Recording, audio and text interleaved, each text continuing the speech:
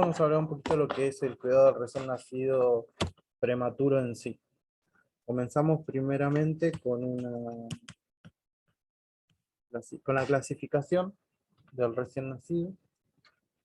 Podemos decir que según la edad gestacional, el recién nacido prematuro se va a clasificar en recién nacido pretérmino cuando la edad gestacional es menor a 37 semanas, prematuro moderado cuando es en 32 y 36 semanas, muy prematuro entre 27 y 32 semanas, prematuros extremos o microprematuros entre 23 y 27 semanas, y el recién nacido a término cuando la edad gestacional supere las 37 hasta las 41 semanas, y el posttérmino cuando la edad gestacional sea mayor a 42 semanas. Dentro de esta clasificación de prematuros, nosotros habíamos visto una clasificación, hay otra subclasificación, que es donde entran los muy prematuros, los moderados y los microprematuros.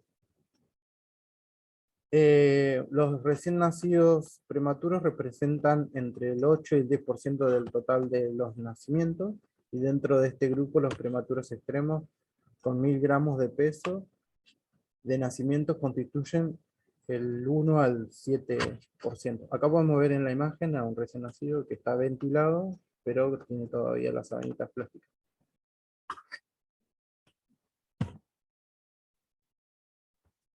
¿Cuáles van a ser las causas que generen la prematuridad? Pueden ser problemas maternos, problemas sociales, problemas fetales, iatrogenias y también causas desconocidas.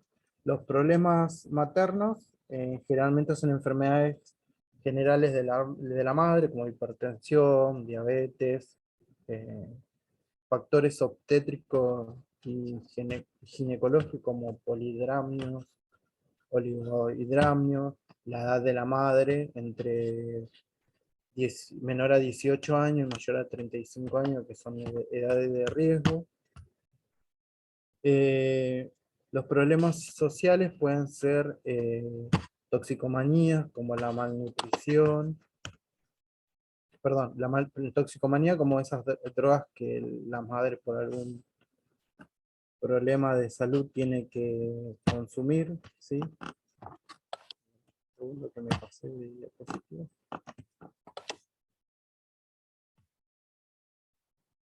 Acá. La malnutrición, el trabajo corporal o el exceso de trabajo corporal. Los problemas fetales pueden ser a causa de embarazo múltiple, ¿sí? Gemelares, trigemelares, malformaciones, con cromosomopatías como por ejemplo el síndrome de Down, y iatrogenias, por ejemplo la inducción del parto, ¿sí? Al parto prematuro, la cesárea selectiva. Y bueno, la prematurez no es una enfermedad, pero es una condición que puede generar la producción de distintas patologías en todo el organismo. La mayoría de los problemas son provocados por la inmadurez de este recién nacido, ¿verdad? Vamos a hablar un poquito de lo que es la hora de oro. Bueno, se define como el tiempo crítico para prevenir los graves problemas de la vía aérea, ventilación y circulación. Las intervenciones en esta etapa van a estar orientadas a realizar acciones que le permitan una adecuada transición a la vida extrauterina, evitando complicaciones de corto y largo plazo, y es fundamental siempre mantener una capacitación continua, organizar los cuidados, ¿sí? A la hora de recepcionar un recién nacido prematuro, comunicación con todo el equipo interdisciplinario, sean neonatólogos, enfermeros, auxiliares, anestesiólogos, parteros, obstétricos, ¿verdad? Y anticipación, anticiparse ante la eventualidad de un nacimiento prematuro. Eh, Saber para actuar, lo que tenemos que tener conocimiento es la anatomía y la fisiología del recién nacido prematuro y la fisiopatología del recién nacido, para que de esta manera podamos anticiparnos al cuidado, ¿sí? Pueden presentar una variedad de problemas de acuerdo al grado de inmadurez que tengan. O sea, dependiendo de la edad gestacional, nosotros, conociendo estos tres puntos, anatomía, fisiología y fisiopatología, vamos a ver de qué manera vamos a actuar con estos bebés. Por ejemplo, sabemos que es un recién nacido menor de 36 semanas, vamos a saber que anatómicamente está inmaduro, y uno de los principales problemas que puede llegar a tener este nacido prematuro va a ser dificultad respiratoria. Un recién nacido a 36 semanas, primeramente uno de los riesgos o problemas que puede llegar a tener, quizás no sea una dificultad respiratoria, pero por ahí una alteración en el manejo de glucemia, una alteración en la termorregulación, y así conociendo la edad gestacional y la anatomía, fisiología y fisiopatología de cada paciente, vamos a estar preparados para la eventualidad que puede suceder. ¿Cuáles van a ser las características de un recién nacido? El peso van a ser menos de 2.500 gramos, va a medir menos de 47 centímetros, va a tener un perímetro torácico menos de 29 centímetros, un perímetro craneal de menos de 34 centímetros, una actividad postural y extremidades en hipotonía y extremidades en extensión, ¿sí? No va a tener reflejo de línea media, una cabeza grande, craneotabes, que son los huesos craneales blandos, ojos prominentes. El aparato palpebral no se desarrolla hasta las 25, 26 semanas, por lo cual es un signo a valorar para saber si el feto será viable o no. El pabellón auriculares van a ser blandos y mal desarrollados.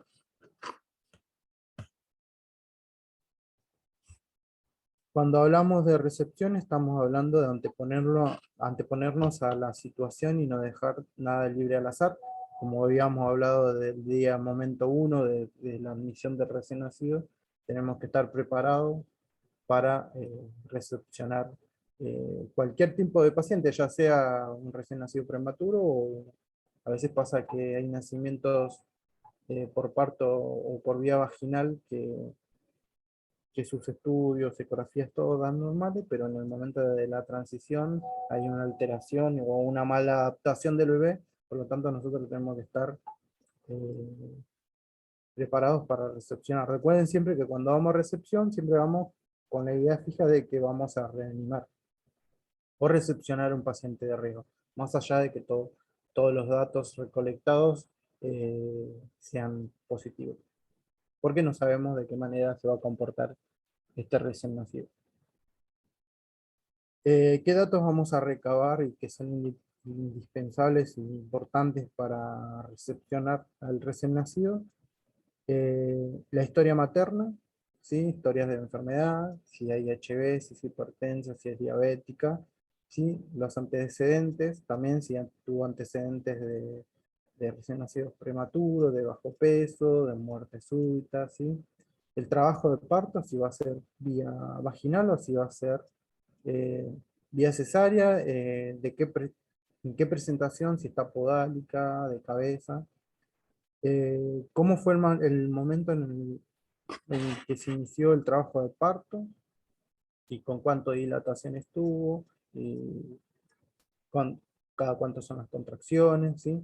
Si existen presencias de infecciones maternas, si hay ruptura de prematuras de membrana, en qué momento, si recibió tratamiento o no, si estuvo internada, y si se le administró corticoides u otras medicaciones que van a actuar sobre la maduración pulmonar del recién nacido.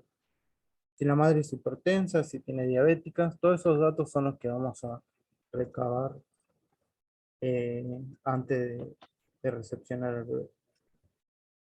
La recepción siempre tiene que estar lista. Esto permite una organización y una anticipación fundamental para la eficacia de la recepción. El personal entrenado disponible, tiene que haber una comunicación eficaz. Recuerde que el personal que va a estar disponible para la recepción tiene que estar altamente capacitado en recepción y en reanimación.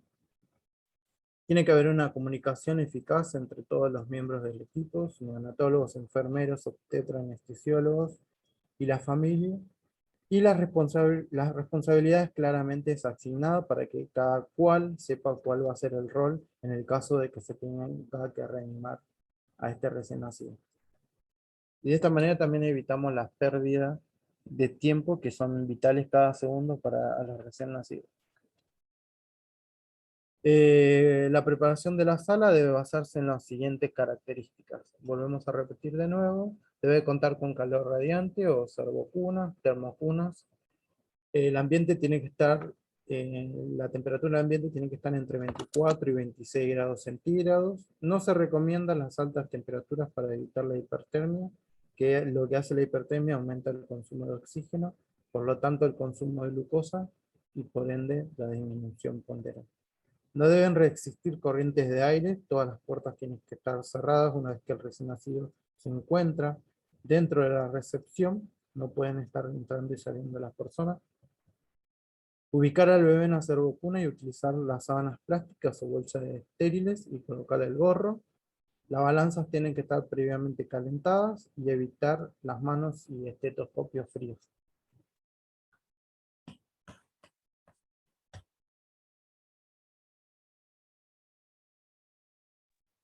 Tenemos que tener en cuenta que todos los recién nacidos prematuros tienen pérdida de calor por la inmadurez, ¿sí? Porque su centro regulador de temperatura corporal está inmadura. Los pulmones de los prematuros tienen menor producción de surfactante a menor edad gestacional. Recuerde que la surfactante se comienza a fabricar dentro del pulmón del bebé a partir de las 26 semanas, pero en muy pocas cantidades. Cantidad y calidad. A medida que van pasando las semanas, el surfactante va diciendo, va teniendo más calidad y se va produciendo más.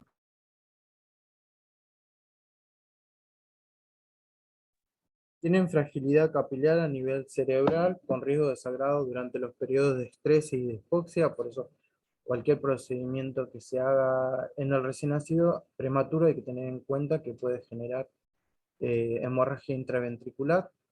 La retina del prematuro es inmadura, por lo tanto tenemos que tener cuidado en el manejo de la oxigenoterapia y brindar niveles de concentraciones de oxígeno para mantener saturaciones deseadas.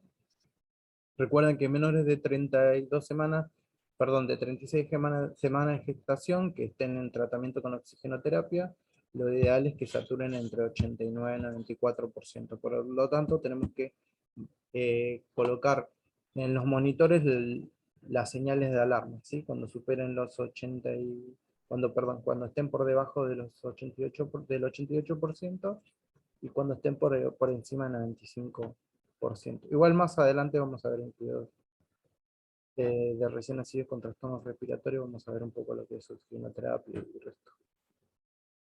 Los recién nacidos prematuros tienen inmadurez de las capas de la piel, por eso son es más fácil o más factible que se lesionen ante el uso de adhesivos, por eso no tienen que haber adhesivos en contacto directo con la piel de bebé. Podemos usar los apósitos hidrocoloides y encima de eso podemos fijar los sensores de piel, los sensores de saturación de oxígeno, ¿sí? Catéteres umbilicales, la fijación de sondas orogástricas, fijación de tubos endotraqueales, etc. Al estar inmaduro la piel del recién nacido, entonces hay más riesgo de lesión, como había dicho, y entonces más riesgo de infección. Y el hecho de que un bebé se infecte, un recién nacido prematuro, conlleva un montón de problemas, y partiendo desde que la internación va a ser mucho más prolongada, que los días de tratamiento con antibióticos van a ser más prolongados, ¿sí? Tienen el sistema inmunológico en riesgo y son propensos a las infecciones. El manejo de estos recién nacidos siempre va a ser con guantes estériles, los primeros 7 días de vida. La familia está en crisis y requiere contención favorecer el vínculo precoz y ofrecer información adecuada. Como habíamos hablado, o había hablado la doctora Alcira Estándar en la anterior clase, involucrar a los padres en el cuidado del recién nacido, favorecer el vínculo precoz, permitirles que aunque sea con guantes estériles las madres o el padre puedan tener contacto con su recién nacido, en el caso de que no puedan hacer COPAP, ¿sí? Hacer una buena recepción de la familia, acompañarla hasta el lado de la incubadora, presentarle el paciente y sacarle las dudas que puedan llegar a tener los padres. De las características mencionadas se desprenden los cuidados de enfermería prioritarios en esta etapa. Entonces, los cuidados nuestros van a ser evitar las pérdidas de calor del recién nacido, administrar oxígeno según necesidad, ¿sí? Y siempre manejándonos con los rangos de oxigenoterapia que están recomendados por el Ministerio de Salud, que habíamos dicho, que era entre 89 y 94%. Evitar los momentos o periodos de estrés y de hipoxia, y retirar perdón, y recordar que la retina del recién nacido prematuro es inmadura.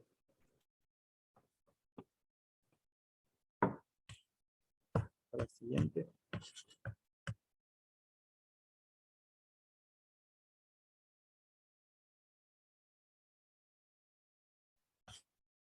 Un momento.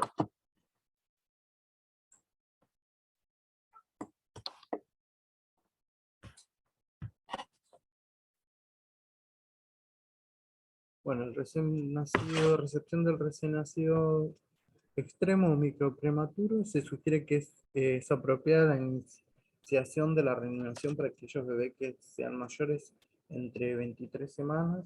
Perdón, Ricardo. Sí. Luz Ortega, mutea tu Zoom, por favor. Luz Ortega, se escucha ruidos. Busco y la silencio.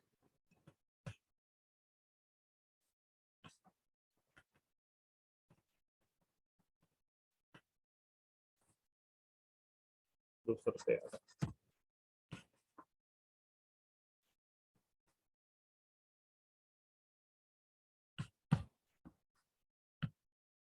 Bueno, ¿qué recién nacidos van a ser viables o que a partir de qué edad gestacional van a ser los mayores a 23 semanas o que tengan un peso mayor a 400 gramos? ¿Sí? Eso van a ser los los recién nacidos que van a tener viabilidad y lo que se van a reanimar según la Asociación Argentina de Pediatría.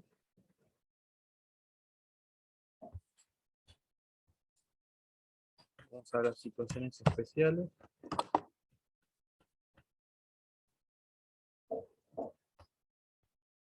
Los menores de 23 semanas de edad gestacionales, lo que se va a brindar es, no se reaniman estos recién nacidos, pero lo que tenemos que hacer es brindar cuidados de confort, ¿sí? Y los mayores a 24 semanas, la intubación va a ser de manera inmediata, se va a administrar ARM y RCP, que son los viables y que se van a poder ser reanimados. La estabilidad en sus distintas formas, estabilidad térmica, estabilidad respiratoria, estabilidad hemodinámica, estabilidad del medio interno y nutrición, el cuidado de la piel, la disminución del estrés y estimulación del dolor, y el cuidado centrado en la familia. Estas van a ser las distintas formas de estabilidad en estos recién nacidos. Respecto a la estabilidad térmica, al haber un escaso tejido subcutáneo y una mayor área de superficie en relación a su masa corporal, no posee grasa parda y la epidermis es totalmente inmadura. El estrato córneo, eh, hace que tenga pérdidas transepidérmicas de agua, ¿sí? O sea que aumentan las pérdidas insensibles del agua. Lo que vamos a utilizar van a ser servocuna con termosensor. El ambiente debe estar alrededor entre 24 y 26 grados, como habíamos dicho anteriormente. No se recomiendan las altas temperaturas para evitar la hipertermia porque aumentan el gasto de oxígeno y el gasto de glucosa. No debe existir corrientes de aire. Se debe ubicar el bebé en una servocuna utilizando sábanas plásticas, sábanas suaves y tibias y sábanas plásticas, colocarle el gorrito. ¿Sí? ¿Y cómo prevenimos la hipotermia? La prevención de la hipotermia y el estrés por frío. Lo que hay que lograr es conseguir un ambiente térmico neutro, si en los prematuros extremos el metabolismo de las grasas parda y la producción de calor están muy disminuidos.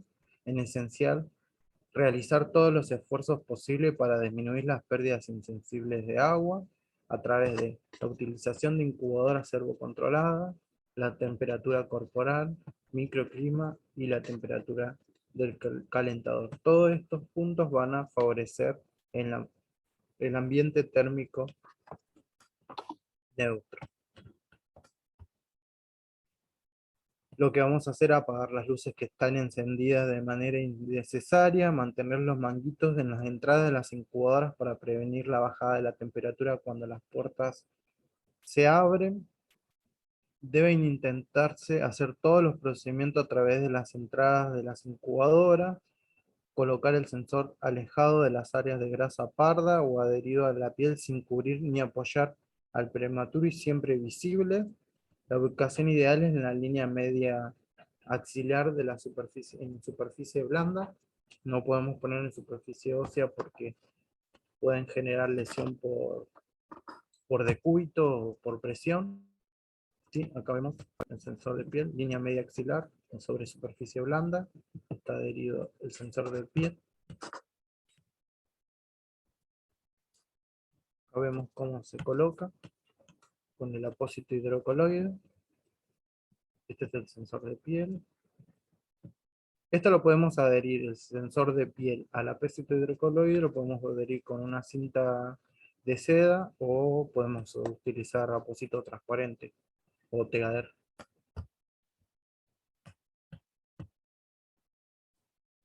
La fuente de termorregulación en recién nacidos.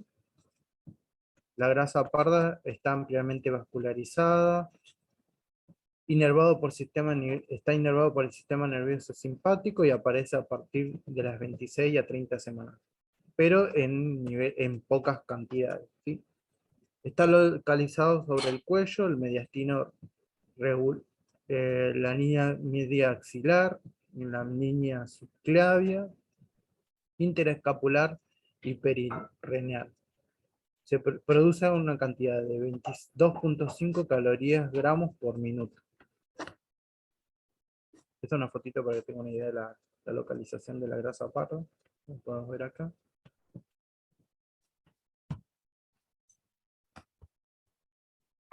Bueno, mantener a estos niños siempre arropados o cubiertos y con gorros para prevenir pérdidas excesivas de calor. Utilizar siempre el material dentro de la incubadora y que esté previamente calentado. Colocar al recién nacido en posturas de flexión para disminuir la superficie corporal y las pérdidas de calor.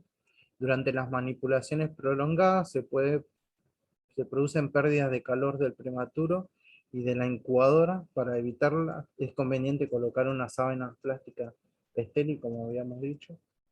En el caso de que tengan que colocar, por ejemplo, una percutánea, o los médicos tienen que canalizar al bebé, o una vía periférica, o una sondita orogástrica, podemos tener disponible dentro de la incubadora una sabanita plástica.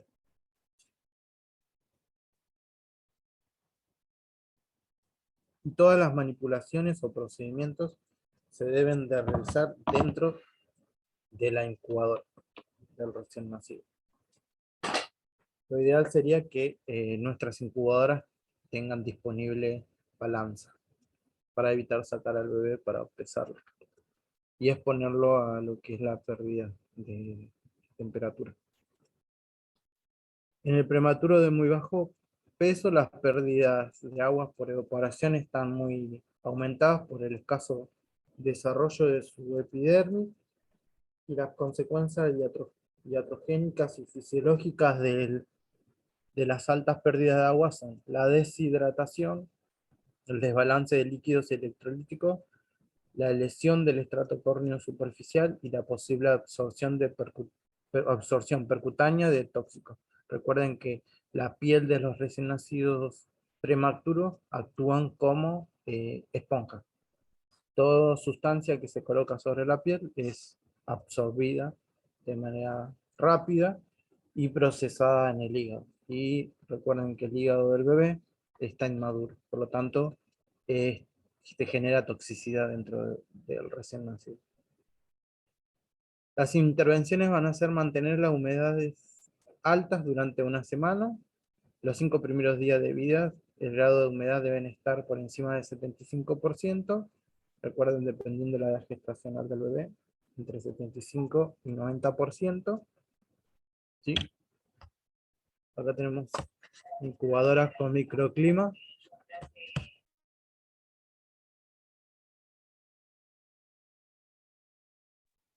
Acá tenemos incubadoras con microclima. Pueden ver al recién nacido. Y las sábanas plásticas. Debajo de estas sábanas plásticas hay un prematuro, no se ve bien.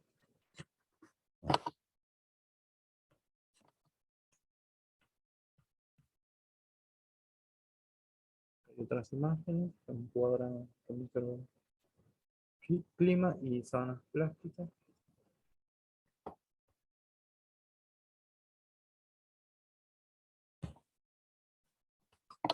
En cuanto a la estabilización respiratoria, hay una inmadurez anatomo-fisiológica y de producción de surfactante. Acá podemos ver a las 32 semanas cómo pocos de los alvéolos mantienen su tensión por la baja producción surfactante, y acá podemos ver a partir de las 40 semanas los alvéolos del recién nacido como están formados.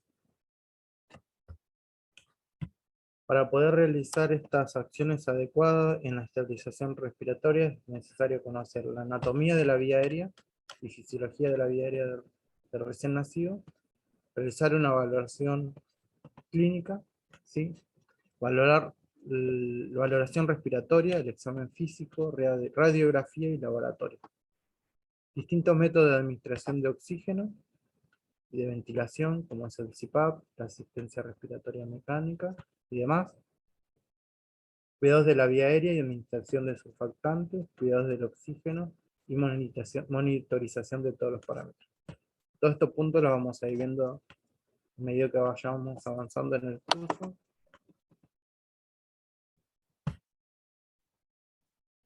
Y acá veamos lo que hablaba al principio, la recomendación de la saturación de oxígeno para recién nacido prematuro.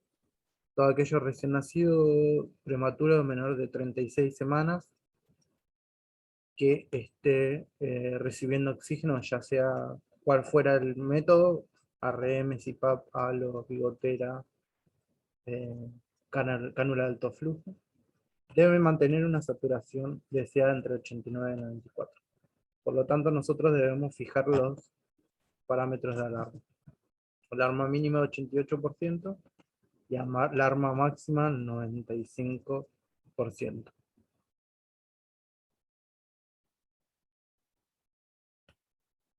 Debemos recordar que el oxígeno es una droga que se debe usar en forma racional según indicaciones precisas.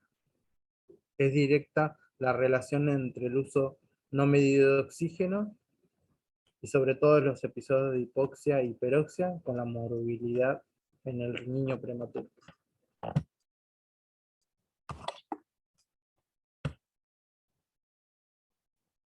El uso de oxígeno con mezcla con aire comprimido permite aportar concentraciones necesarias para mantener saturación entre 89 y 94, que son las recomendadas ya que las saturaciones mayores podrían contribuir al aumento de retinopatía del prematuro, que conlleva la ceguera del prematuro, y a la displasia broncopulmonar, que es una enfermedad pulmonar crónica en el paciente.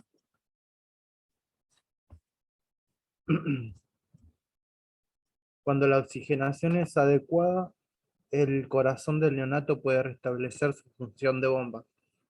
El masaje cardíaco se realiza cuando hay por debajo de 60 latidos por minuto, a pesar de haber suministrado 30 segundos de ventilación con intubación y presión positiva efectiva. O sea que hay un buen sellado de la máscara que se utiliza con el dispositivo de presión positiva sobre la cara del paciente.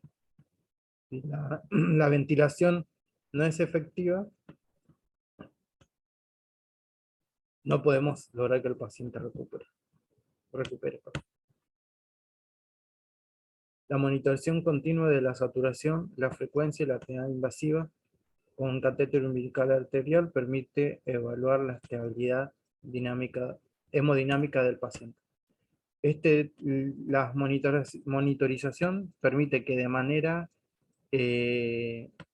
directa nosotros tengamos los parámetros del bebé y de esta manera evitamos estar invadiéndolo o sobreestimulándolo, ¿sí? Porque vamos a tener los parámetros reflejados en el monitor del paciente.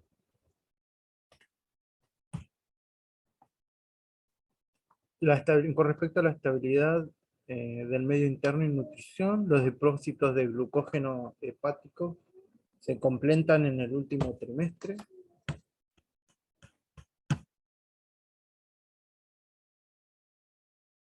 La canalización es antes de la hora de vida.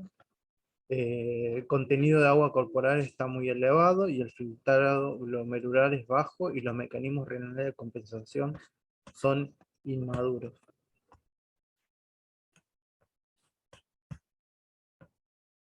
En recién nacidos prematuros menores de 1200 gramos, el 85 al 90% de su peso es agua. Y en recién nacidos a término, como para que vean la diferencia, el 70 al 83% del peso es agua. Con respecto al cuidado de la piel, en los últimos años se han cambiado algunas cosas con respecto al cuidado del neurodesarrollo, centrados en las familias y el cuidado de la piel. Antes, lo que se trataba eran las lesiones y ahora lo que se usa es prevenir las lesiones. Por lo tanto, como habíamos dicho, es anteponerse o adelantarse a aquellas situaciones que puedan producirse por la inmadurez de estos recién nacidos.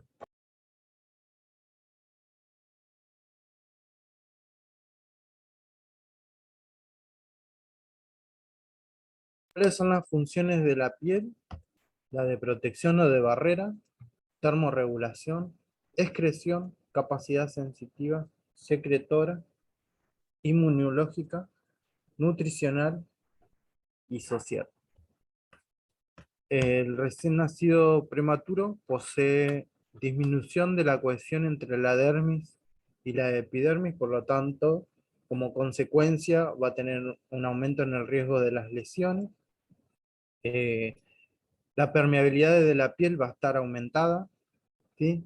Y con el aumento potencial de la absorción de productos químicos a través de la piel, por eso decíamos que cualquier sustancia que coloquemos sobre la piel va a ser absorbida.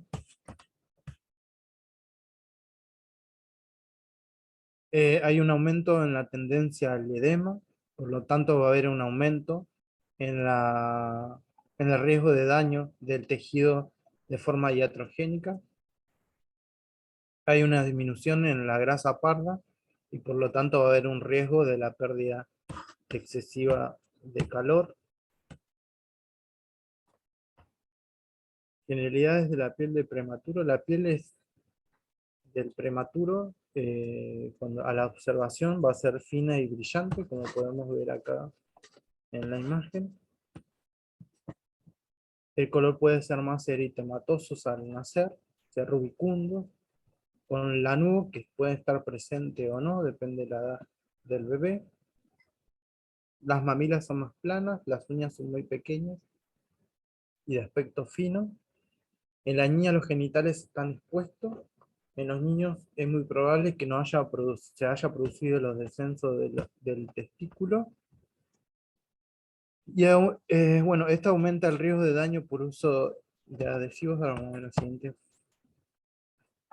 Va a haber un aumento en el riesgo del daño por uso de adhesivos con respecto a la piel. Acá pueden ver en esta foto de acá cómo está la piel brillante, súper inmadura. Este debe ser un bebito que ya tiene más de 7 días, pero sigue siendo su piel fina y predisponente para lesiones. Va a haber un aumento en el riesgo de daño y necrosis. El tejido subcutáneo es escaso o ausente. Recordad que la grasa se forma en el último trimestre del embarazo y va a haber un aumento en las lesiones por decúbito. Por lo tanto, a estos bebés tenemos que rotarlo para evitar las lesiones, que las sábanas estén secas, que estén limpias, que no tengan arrugas, que no queden por debajo de la piel ningún tipo de sensor del paciente, ¿sí? Para evitar las lesiones por decúbito. Que ni la sonda, que ni el cable del sensor del saturómetro, o si tiene ESG como tiene acá el paciente, que ninguno de esos dispositivos queden por debajo de la piel del recién nacido.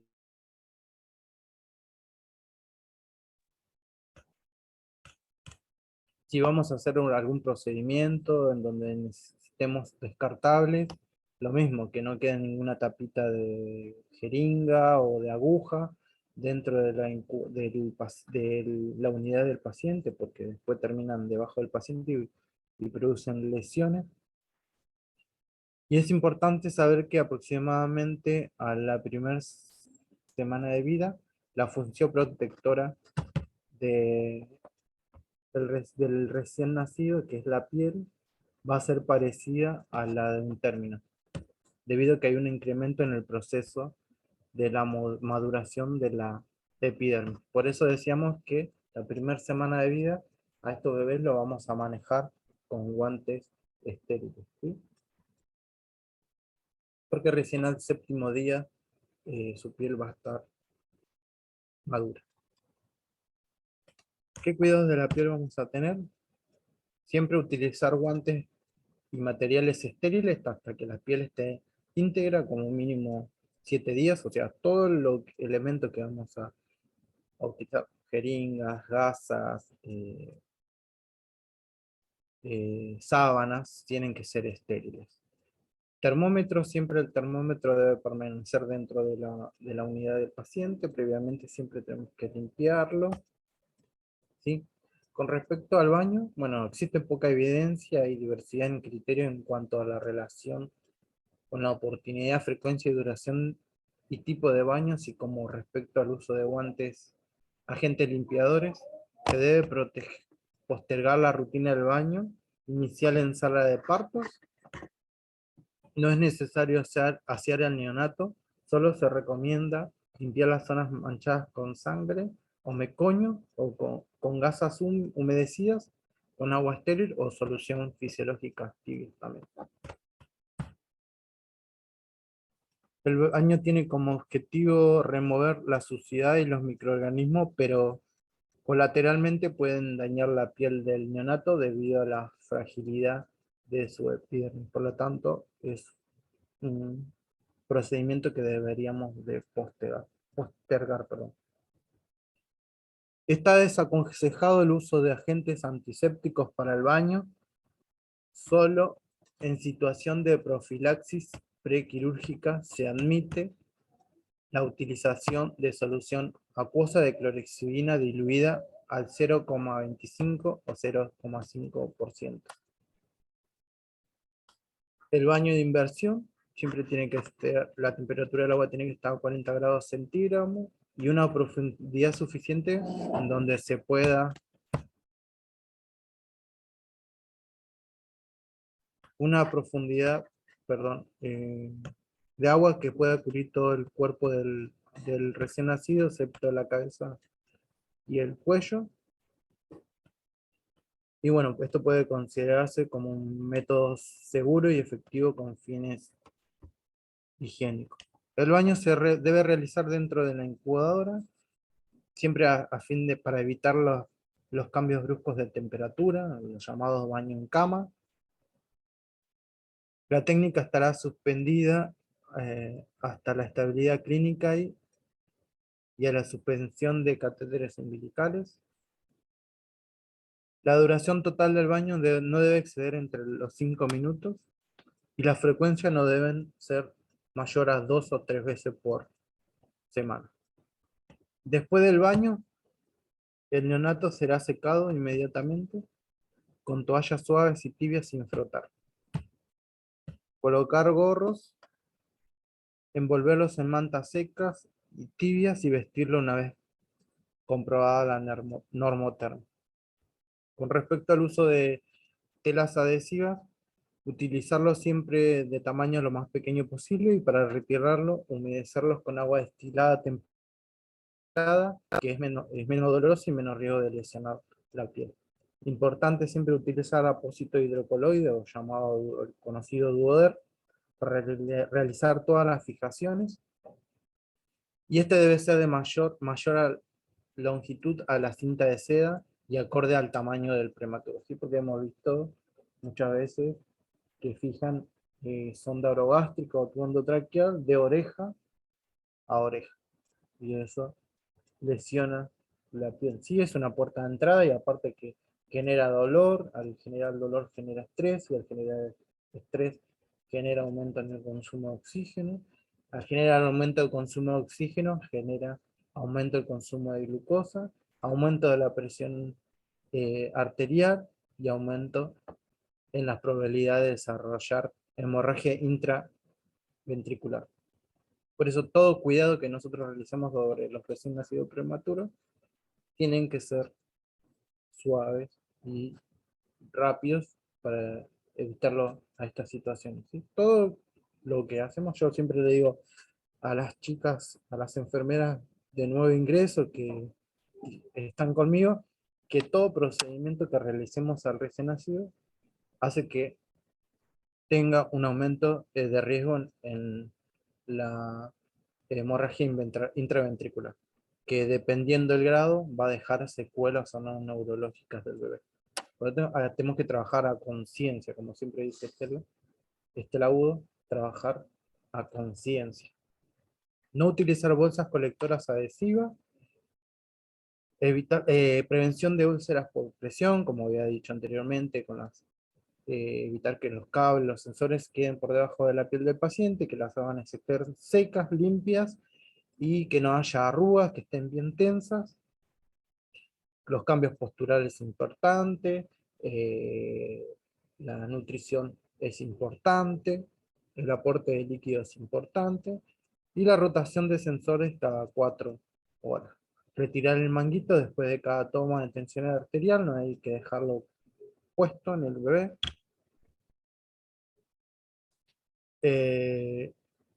Acá les traje a medio, como para que tengan una idea, que existen apósitos que sirven para remover los adhesivos. Por ejemplo, estos se utilizan en recién nacidos. Se puede utilizar hasta mayores de 36 semanas, hasta los 6 meses de vida.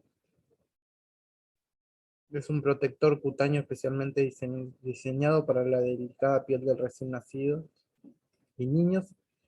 El producto se puede utilizar en bebés prematuros y hasta los 6 meses de vida.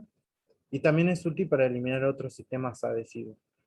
Contiene una mezcla de aceite, vitamina E y no contiene alcohol. Y no contiene tampoco látex y talatos. ¿Sí? Esto sirve para despegar los hidrocoloides. ¿Sí? La remoción de los hidrocoloides es rapidísimo, es muy efectivo. Nosotros lo usamos en el caso de que tenemos pacientes con bolsa de ostomía y hay que realizar cambio de bolsas. Utilizamos este removedor y es muy efectivo. Mantener siempre la piel limpia y seca del recién nacido. Uso de incubados doble pared con humedad. Y bueno, tener en cuenta esto, lo de la humedad versus infección. De lo que habíamos hablado en la clase anterior y lo que había mencionado también el agudo, lo importante es el cambio de incubadora cada 7 días para evitar los riesgos de infección. Los cambios posturales deben ser cada 4 horas y siempre tienen que coincidir con el horario de manipulación. ¿Qué quiere decir esto? Cuando tengo que hacer control de signos vitales, cuando tengo que hacer higiene del paciente, cuando tengo que hacer el cambio de pañal o cualquier otro procedimiento, tengo que aprovechar y hacer la rotación postural del recién nacido. Siempre evaluar las lesiones, el tipo de lesión, la ubicación de la lesión, los diámetros, la longitud, el ancho y la profundidad. ¿Cuál fue la causa por la que se produjo esta lesión? La condición de la piel circundante, o sea, alrededor de la lesión, qué característica tiene, si existe exudado, de qué color es el exudado, la consistencia si lo tuviera, ¿sí? La presencia de malos olores, la presencia de signos de infección, evaluar el nivel de dolor del recién nacido, las posibles alergias o sensibilidad de la piel. Por ejemplo, hay pacientes que no toleran la clorexidina, que generan siempre reacciones alérgicas a la clorexidina o algún dispositivo, como por ejemplo las percutáneas siliconadas. Algunos bebés hacen como un rash debido a que son alérgicos a la silicona. Bueno, y el tratamiento que se aplica. Todo esto hay que tener en cuenta, evaluar y registrar. Acá podemos ver en las fotitos, hematomas, producto, pueden ser producto de venopunciones. Esta es una venopunción arterial. Quemaduras por el apósitos, ¿sí? O cinta.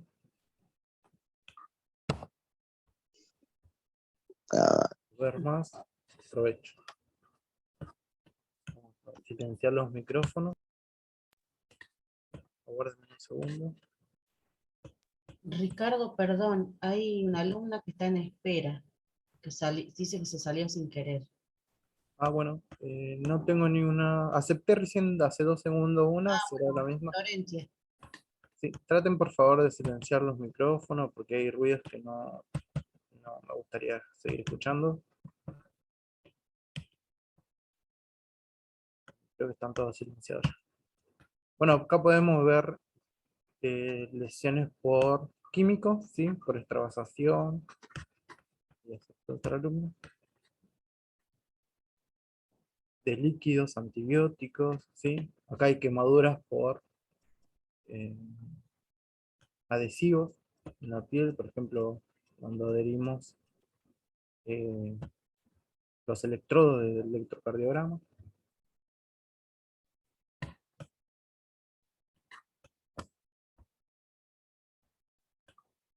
Bueno, tenemos que disminuir el estrés y la estimulación y el dolor al recién nacido. Cada recién nacido es una persona única y puede expresar su nivel de adaptación al medio extrauterino y a los factores de estrés tanto ambientales como de quienes lo cuidan. Muchas de las enfermedades y discapacidades posteriores al periodo neonatal tienen relación directa entre el estrés sufrido por periodos prolongados y durante la internación y el cerebro inmaduro.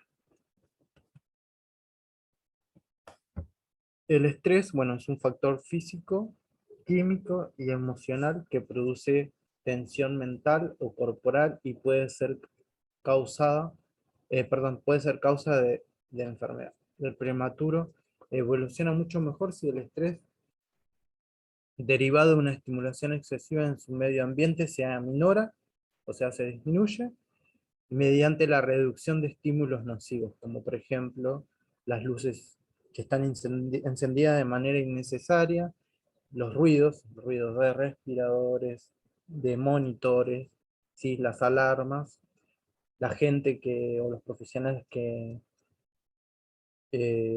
hacen encuentros sociales dentro de la unidad o de la sala de terapia intensiva, cuando arrastramos las mesas, cuando arrastramos las sillas, cuando hacemos pequeños golpes sobre la incubadora del bebé, o cuando escribimos, utilizamos como mesa la incubadora del bebé y escribimos, ¿sí? Y respecto también a los movimientos, ¿sí? Cuando los movimientos que le hacemos son de manera brusca. El empleo de técnicas correctas de manipulación y de posición.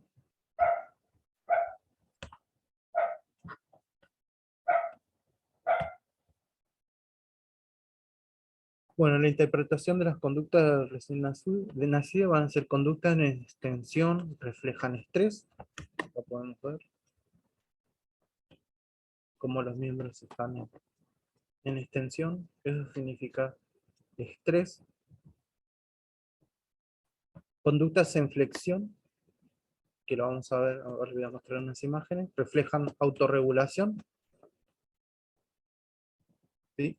Conductas difusas reflejan estrés, conductas claras y definidas reflejan balance en la autorregulación.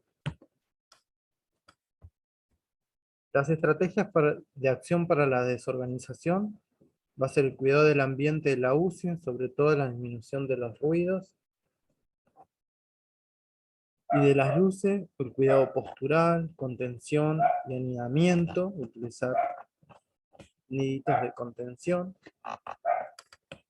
El contacto piel a piel, favorecer el contacto del recién nacido prematuro piel a piel con su madre o con su padre. Prevenir el estrés y el dolor, realizando tratamientos no farmacológicos como sería la reducción no nutritiva, y farmacológicos siempre y cuando esté indicado. La lactancia es fundamental. Cuando el bebé succiona el pecho materno o intenta hacerlo, su cerebro produce hormonas que actúan en la relajación. Esto sería la succión no nutritiva en estos bebitos recién nacidos prematuros. Organizar y agrupar las intervenciones de enfermería respetando los periodos de descanso. No puedo estar sobreestimulando al paciente, o sea, tomo la temperatura, me olvidé de traer el manguito para tomarle el lateado, me olvidé de traer el pañal, o le traje el pañal pero me olvidé de traer el algodón, ¿sí? Antes de estar en contacto con este bebé, uno se tiene que plantear cuáles son los cuidados que requiere este bebé, así lo podemos realizar todos juntos en de una sola vez, y de esta manera evitar la sobreestimulación. Las formas en que uno se aproxima al recién nacido, de preparación para los procedimientos, sobre todo aquellos que producen dolor. Las formas de aproximación va a ser a través de la mano, podemos generar contención, abrazar al recién nacido con las manos, ¿sí? Para evitar esa desorganización y brindar siempre confort. Cerrar las puertas y ventanillas de la incubadora siempre con suavidad, evitar que se generen golpes porque los decibeles de los ruidos se duplican dentro de la incubadora. Instalar señales de advertencia acerca de la unidad para recordar al personal que debe ser cuidadoso, por ejemplo señales de silencio. No golpear los nudillos sobre la incubadora. Se ve un montón que golpean sobre la incubadora y le hablan al paciente. Esto es totalmente malo para nuestros prematuros. Evitar el ruido que se hace al tirar el material pesado, o sea, cristal, en papeleras vacías. Por ejemplo, a veces puedes ver que de una incubadora a la otra tiran las jeringas y cae sobre el tacho vacío y genera mucho ruido. No despertarlo bruscamente, facilitando la transición gradual de sueño de vigilia, hablándole antes de iniciar alguna intervención. Acá podemos ver las posiciones del recién nacido. Esta es una posición, la primera foto desorganizada. Acá vemos un bebito en posición supina, más organizado. Vemos la extensión de los miembros, ¿sí? Y acá vemos la flexión de los miembros, ¿sí? Esto es estrés. Esto es organización. Esto favorece el neurodesarrollo. Como pueden ver, los niditos son altos.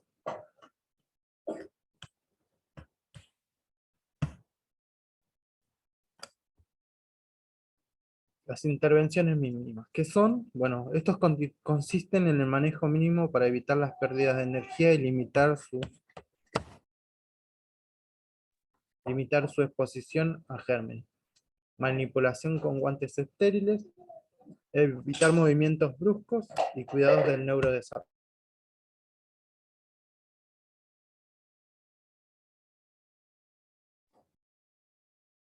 Otra medida importante para favorecer al prematuro siempre va a ser el lavado de manos antes y después de realizar cualquier procedimiento al recién nacido. Acá hay un ejemplo de cómo se debe realizar el lavado de manos. Y otra pauta con respecto al lavado de manos importante es respetar los 5 momentos del lavado de manos. Va a ser antes del contacto con el recién nacido, ¿sí? Antes de tocar al bebé, debo lavarme bien las manos. Si toco las incubadoras para abrir las puertitas, tengo que abrir las puertitas, ponerme alcohol en gel y recién ahí puedo tocar al bebé. No puedo usar tampoco con una mano una lapicera y con la otra estar tomándole la temperatura al bebé. Segundo, antes de una técnica aséptica, si tengamos que realizar cualquier procedimiento, colocación de sonda orogástrica, colocación de percutánea, de vía periférica, después de la exposición a fluidos, después del contacto con el recién nacido y después del contacto con el entorno del recién nacido. Los signos vitales a través de la manipulación deben ser tomados cada 4 horas. Pueden hacerse excepciones en casos individuales. A través de la manipulación decimos cuando tenemos que introducir nuestras manos y tomarle la presión arterial, usar termómetro. En ese caso debe ser tomado cada 4 horas en este paciente. ¿Sí? Salvo que, bueno, el paciente esté críticamente inestable y debemos de controlarlo más seguido. Con respecto a las posturas, las intervenciones en la postura pueden provocar un estado de calma y estabilidad psicológica para el prematuro de alto riesgo. Utilizamos posturas en flexión siempre, respetando los cambios culturales y los nidos acolchados, que le proporcionan al recién nacido límites en los movimientos y la búsqueda de contacto con superficies estables.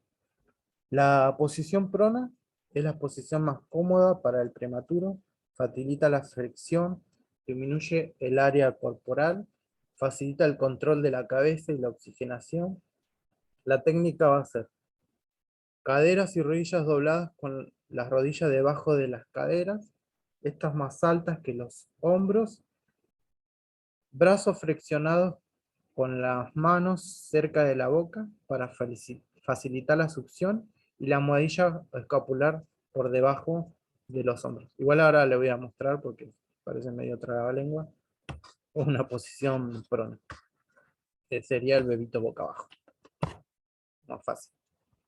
Lateral, la postura lateral lo que va a hacer va a facilitar la flexión, favorece la actividad de la mano en la boca y evita la posición de arqueo. La técnica va a ser las caderas y rodillas flexionadas, brazos sumamente flexionados hacia los hombros y la cabeza en línea con el cuerpo o un poco flexionada. La supina, que sería boca arriba, necesaria para intervenciones médicas y de enfermería.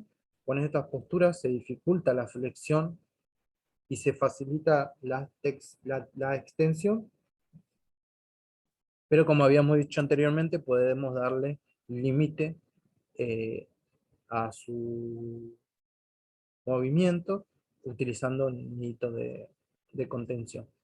La técnica va a ser caderas y rodillas un poco flexionadas hacia el abdomen, hombros doblados con manos sobre el pecho, o el abdomen y brazos y piernas simétricas, cabeza en línea media y cómodamente envuelta a un lado. Vemos las posturas laterales, postura lateral, prona. Vemos como acá la manito está cerca de la boquita por si si quiere succionar. Acá vemos como las manos actúan como un abrazo, como contención. Lo mantenemos unos segundos, esta contención, hasta que el bebé se acomoda la postura y queda así.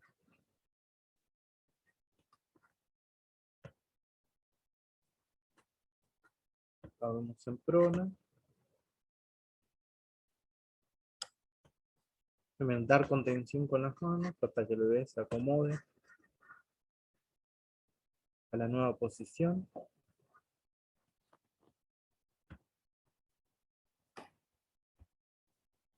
Bueno, los nidos y barreras serán proporcionales al tamaño del prematuro, así mantendremos al niño en posturas adecuadas sin pedirle el movimiento. Las almohadillas escapular lo que hace es aumenta la capacidad torácica favoreciendo la ventilación, evita la retracción de los hombros y ayuda a estar más cómodo en prono. Su tamaño será igual que la medida de hombro a hombro, o sea, la longitud va a ser de hombro a hombro y la altura aproximadamente de 1 o 2 centímetros. Acá vemos una almohadillita escapular bien colocada. Y aparte permitimos que la vía aérea no se colapse.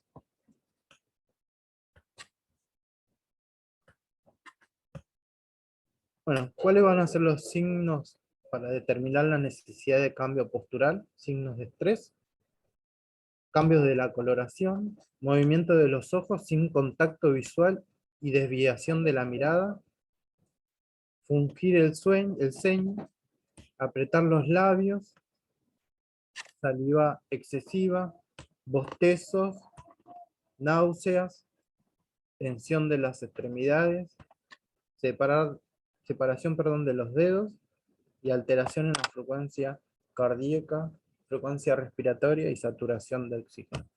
Estos van a ser todos los indicadores de estrés que nos van a determinar la necesidad del cambio postural del recién nacido. Protocolo para realización de cambios posturales en recién nacidos. Los cambios van a ser cada 2 horas, dependiendo del paciente, la necesidad del paciente. Reposicionamiento despierto o sueño activo, favorecer la flexión. Cuando haya signos de estrés y fatiga, vamos a utilizar nido en incubadora, en cuna o en incubadora. Promover el alineamiento del recién nacido, alineamiento cabeza-cuerpo. Podemos utilizar colchones de agua, en realidad sería ideal utilizar colchones de agua y las almohadillas escapular. ¿Sí? Con respecto al control de peso, deben hacerse una vez por día para ayudar a evaluar en forma precisa los requerimientos de líquido. Si el niño está en asistencia respiratoria mecánica, el peso se debe involucrar a 2 personas para realizar el procedimiento, que tiene que ser suave y rápido. La balanza tiene que estar previamente calentada para mantener al niño caliente y durante todo el procedimiento. Con respecto al cuidado de los catéteres intraarteriales o intravenosos, el manejo debe ser siempre estéril. Si el catéter presenta llave de 3 vías, ante la administración de alguna solución debemos aspirar para extraer posibles burbujas de aire que pueden producir trombosis. La extracción de sangre de catéteres arteriales y administración de medicamentos endovenosos deben realizarse muy lentamente para evitar modificaciones bruscas en la presión.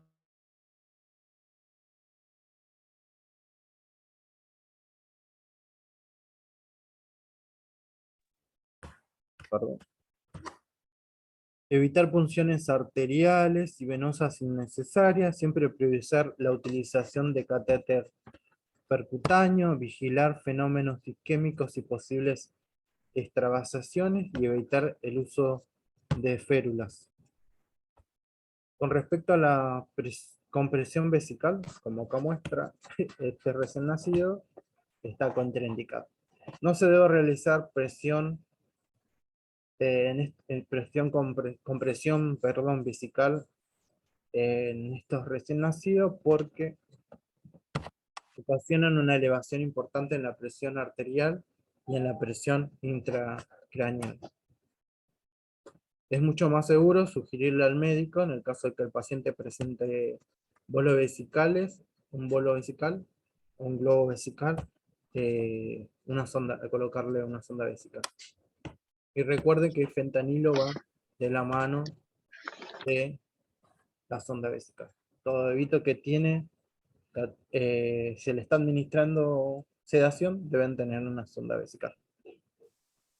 La duración de los procedimientos se debe limitar a un máximo entre 10 y 15 minutos el tiempo de realización de un procedimiento o tratamiento. Si este no puede completarse en dicho lapso de tiempo, se debe dejar que el niño descanse y luego otra persona debe intentar completarlo. No hay que ensañarse con respecto a los procedimientos, sobre todo aquellos que generan muchísimo estrés, como son las punciones para colocar una vía periférica, o por ejemplo para colocar una percutánea, ¿sí? No hay que ensañarse y hay que darle lugar a otro profesional que lo pueda realizar.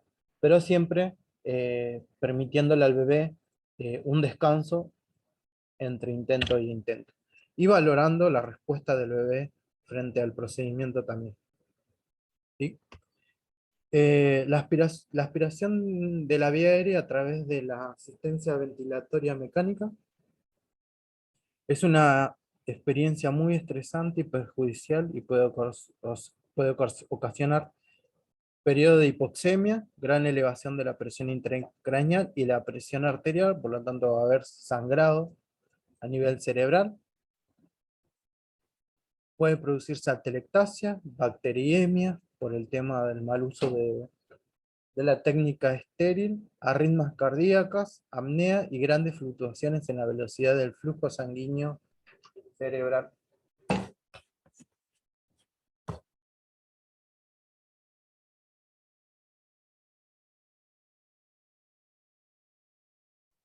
Si el paciente está intubado, valorar siempre los niveles de gasometría arterial y radiografía del tórax para confirmar la correcta colocación del tubo endotraqueal y evaluar la enfermedad pulmonar. En el caso de que se usen surfactantes, recordad siempre que la primera aspiración por surfactante se debe hacer luego de un mínimo de 6 horas después de su administración y siempre que el paciente lo requiera. ¿Sí? No es un procedimiento de rutina, es un procedimiento que se realiza según la necesidad del paciente. La aspiración, como había dicho, de secreciones va a ser según necesidad, con un circuito cerrado. ¿Sí? Este circuito cerrado lo que va a evitar es el colapso alveolar, va a evitar la lesión de la mucosa y va a disminuir el riesgo de infección. Siempre debemos observar en el monitor para ver si el paciente requiere más o menos cantidad de oxígeno después y durante el procedimiento. ¿Sí? Siempre es una aspiración, valoro la respuesta del paciente, le permito al paciente que recupere una saturación deseada y continúo con una nueva aspiración. ¿Sí? Siempre se debe permitir al niño que recupere la frecuencia cardíaca y saturación, como había dicho, entre cada aspiración.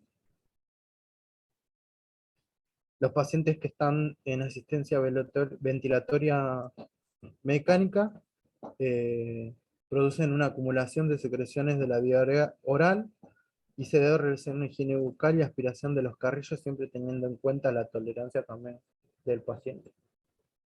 Una buena higiene bucal disminuye el riesgo de las neumonías asociadas a la ventilación.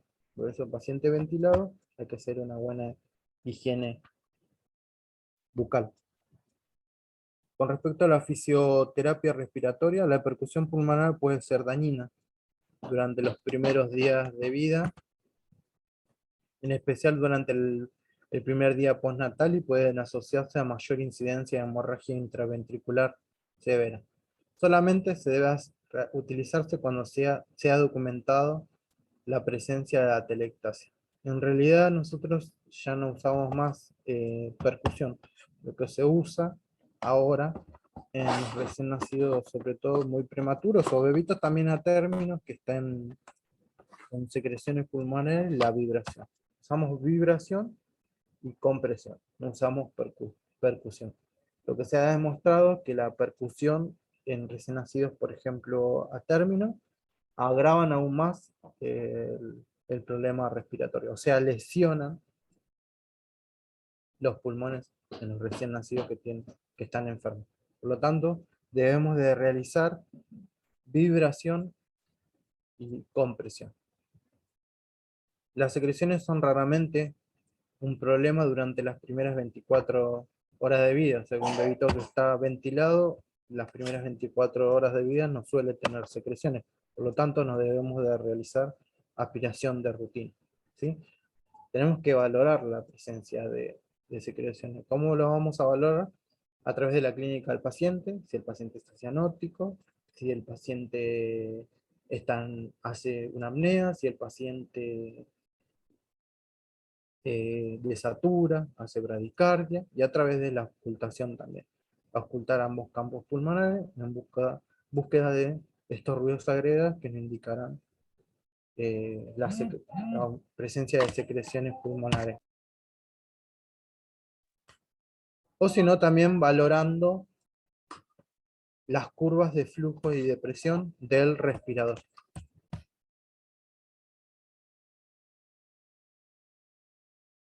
Ricardo, hay gente Cada- para ingresar, perdón. Sí, ya los voy aceptando, me van apareciendo y los acepto. Ah, listo, gracias. ¿Sí?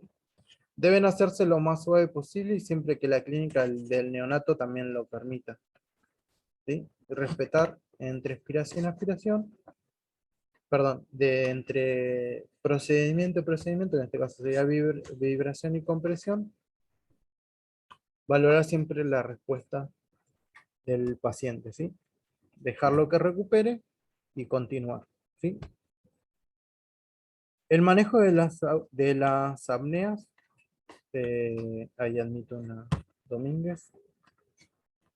Con las pausas a causa de apneas y o bradicardia, debe usarse una estimulación muy suave para evitar el estrés excesivo y el monitoreo estricto de la apnea. O sea, el paciente hace una apnea primaria, debemos estimularlo a través del tacto, pero siempre de manera suave para evitar el estrés excesivo. Esto en las apneas primarias, porque en las apneas secundarias, que vamos a ver más adelante, el paciente ya no responde a nuestra estimulación táctil, por lo tanto debemos aplicar ventilación a presión positiva. Monitoreo estricto de la apnea, registrar en la hoja de enfermería, o tiene que haber planillas de control de apnea para cada paciente en donde uno va a registrar el día que realizó la apnea, la hora, a qué estaba relacionado, si justo en ese momento comía, no comía, si respondió a una estimulación, si requirió de oxígeno libre, si requirió de ventilación a presión positiva, o si requirió de asistencia ventilatoria mecánica. Todo eso debemos registrar, ¿sí? Para tomar muestras de laboratorios a estos prematuros, que a veces son esenciales, perdón, cuando tomamos muestras sanguíneas para exámenes de laboratorio que son esenciales, esto disminuirá la necesidad de transfusiones múltiples. Si se sospecha sepsis o está indicado un hemocultivo a través del catéter.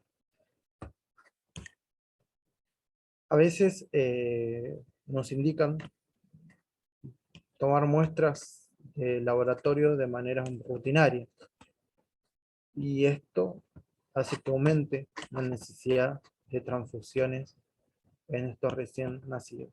Recuerde que los volúmenes sanguíneos de los prematuros son mínimos, por lo tanto 1 mililitro, 2 mililitros, 3 mililitros para tomar de toma de muestra de laboratorio es un montón para estos pacientes. ¿Sí? Si se requiere una punción lumbar, solo ante la fuerte sospecha de meningitis o sepsis, la espalda del neonato debe ser flexionada, solo levemente. Solo 2 intentos se deben realizarse para obtener líquido cefalorraquídeo antes de que sea llamado otro médico. Esto es importante tener en cuenta, que el bebé también tiene que estar monitorizado y tenemos que tener una bolsa de ventilación presión positiva disponible en el caso de que tengamos que reanimar. ¿Sí? Todos los líquidos o medicamentos que se administran a los recién nacidos prematuros deben ser de manera lenta, a través de bombas de infusión. ¿Sí? A veces existen medicaciones como por ejemplo el paracetamol para el cierre de ductus, que requiere de muchos volúmenes para su dilución, deben ser administrados siempre a través de una bomba de infusión continua. ¿Sí? Para el tratamiento de la ictericia se recomienda usar luminoterapia. Siempre este recién nacido debe tener protección ocular y genital. Favorecer siempre el contacto con los padres. Para ello debemos de explicarle cuáles son las necesidades de su niño. Aquí podemos ver en la foto cómo están haciendo pop-up. Acá hay gemelos, un prematuro, muy prematuro. Hacerlo participar siempre en lo máximo posible al cuidado de su niño. Enseñarle, por ejemplo, por más que el paciente esté ventilado, a cambiarle el pañalito, a tomarle la temperatura. Podemos decirle que nos ayude a cambiar la sábana, enseñarle a hacer higiene bucal, obviamente aspiración no, pero con una gafita podemos enseñarle a hacer higiene bucal. ¿Sí? Cuando el niño esté estable, tenemos que estimular el contacto físico de los padres con su hijo. Debemos promover la estancia junto a los padres, ¿sí? A través del programa Canguro. Y bueno, eso fue lo último. Vamos a las preguntas.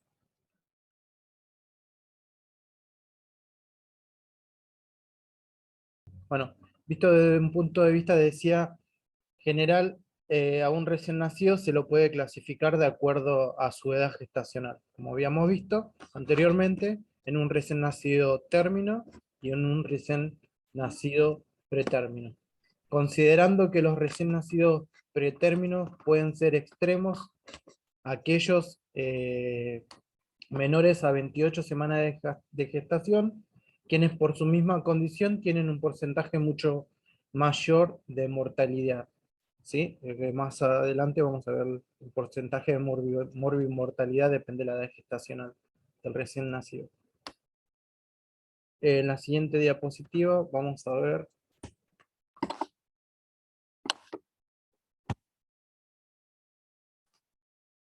la clasificación según el peso, que pueden ser macrosómicos, aquellos mayores a 42 semanas, normopeso en 39 y 41.6 semanas, bajo pesos, muy bajo peso y extremado pesos al nacer.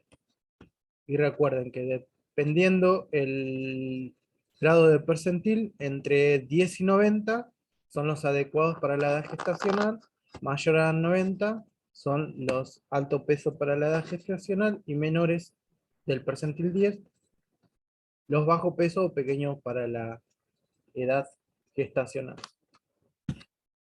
En esta gráfica podemos entender la dinámica de este grupo poblacional, que son los recién nacidos prematuros. ¿Sí? En la gráfica se puede ver... Perdón, no pasa Sí. las diapos. ¿No? No, ¿En cuál se quedó?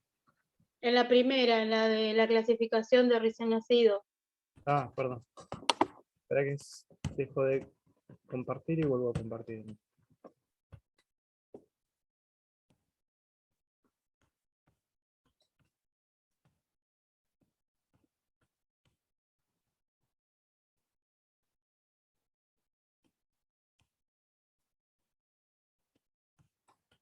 Ahora sí las pasa.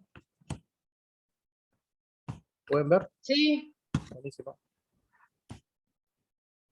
Bueno, decíamos que en esta gráfica podemos entender la dinámica de este grupo poblacional, que son los recién nacidos prematuros. Se puede ver el porcentaje de sobrevida según la edad gestacional. Por ejemplo, de 28 semanas tiene un 87% de sobrevida, 24 por semana tienen un 38% de sobrevida, menores de 24 semanas un 10% de sobrevida. ¿Qué quiere decir?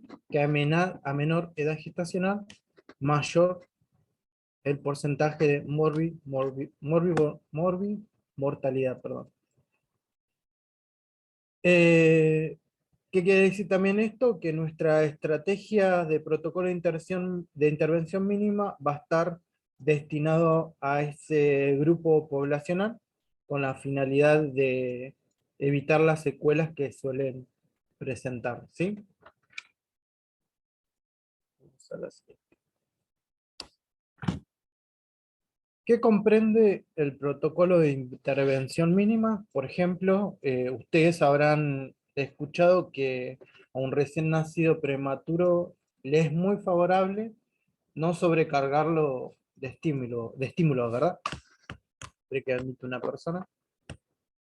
Por ejemplo, hablar en voz baja, no arrastrar silla, no golpear sobre la incubadora, como habíamos hablado en las diapos anteriores.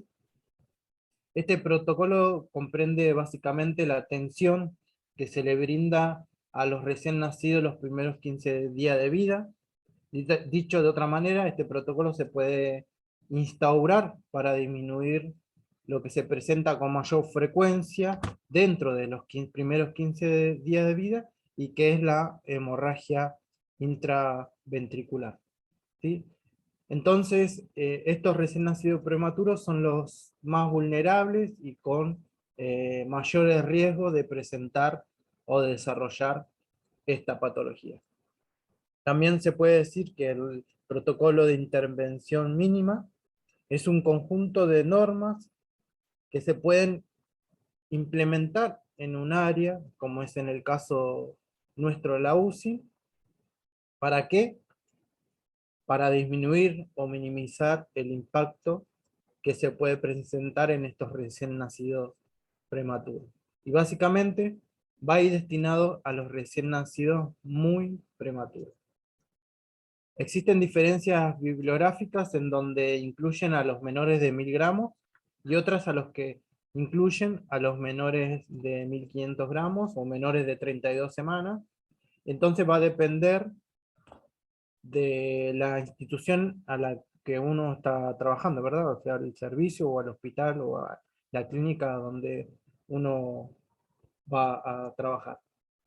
Hay que ser siempre muy elocuente y enfático para decir que todo estímulo, como siempre repetimos, bien sea externo o interno, va a desencadenar algún tipo de riesgo para el recién nacido.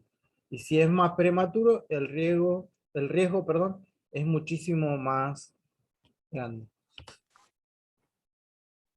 Guárdenme que estoy admitiendo personas.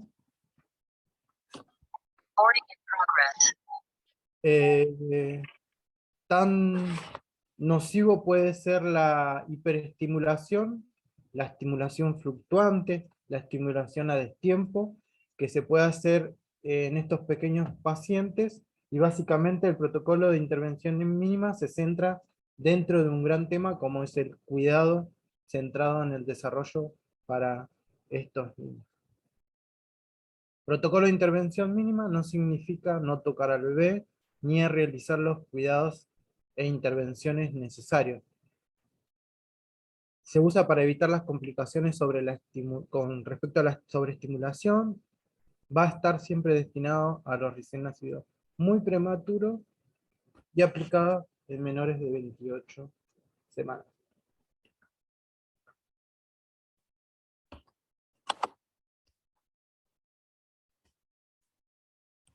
El objetivo siempre va a ser el de agrupar las actividades que se realizan a estos recién nacidos.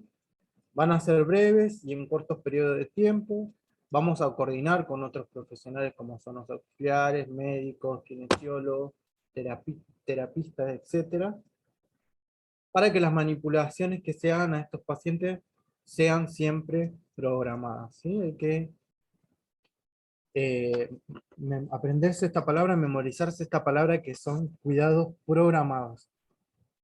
Y de ser posible siempre en el mismo tiempo, en el mismo momento. Otro de los objetivos del protocolo de intervención mínima va a ser la de incrementar los periodos de descanso del recién nacido, lograr mayor tiempo de sueño profundo, mantener al recién nacido relajado en lo posible, disminuir el estrés, evitar las fluctuaciones de de la presión arterial e intracraneal, disminuir el gasto calórico y el consumo de oxígeno, reducir el estrés térmico y la sobreestimulación, reducir las fluctuaciones en la mecánica ventilatoria y disminuir los riesgos de hemorragia intraventricular, retinopatía del prematuro, displasia broncopulmonar y de sepsis. ¿Pasa las diapositivas o se quedó? A mí se me quedó tildada en... ¿Me decís dónde, por favor? Sí, quedó en la 4 tildada, Ricardo. ¿Protocolo de intervención mínima? Sí, ¿no? Quedó en sobrevida de los recién recién nacido, profe. nacidos según edad gestacional. Bueno, pausa un poco, dejo de compartir.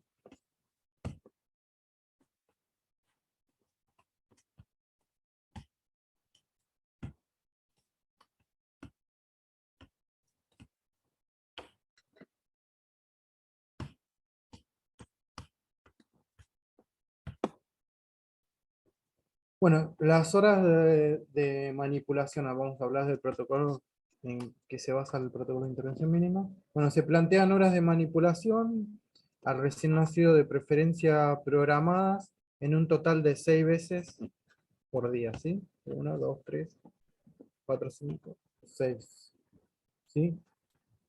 Como se puede ver acá en la diapositiva, a las 10, a las 14, 18, 21, 24 y 06. Por eso el protocolo debe aplicarse cuando el paciente esté hemodinámicamente estable. En estas horas se van a hacer la toma de los signos vitales, por ejemplo, ¿sí? De preferencia se realiza sin manipulación directa, ¿sí? ¿Qué quiere decir cuando hacemos control de signos vitales sin manipulación directa? Es que utilizamos los monitores multiparamétricos, como había mencionado anteriormente, que nos van a dar una visión directa de lo que son las constantes vitales. Por eso si se plantea que las horas en las que se podrían manipular un recién nacido con este PIN sean a las 10 horas, a las 14, a las 18, a las 21, a las 24 y a las 26.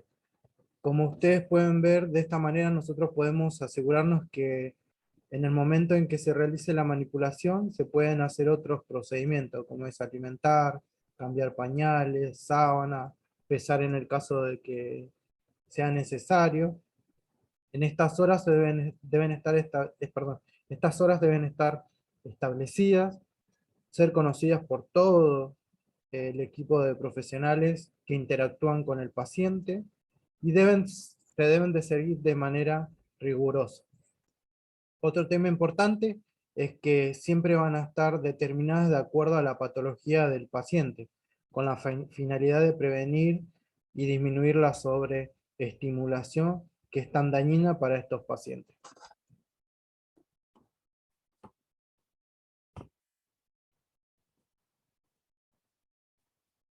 Vamos al siguiente. Ahí está. Proveer periodo suficiente de descanso y recuperación. ¿Cuál es la finalidad de esto?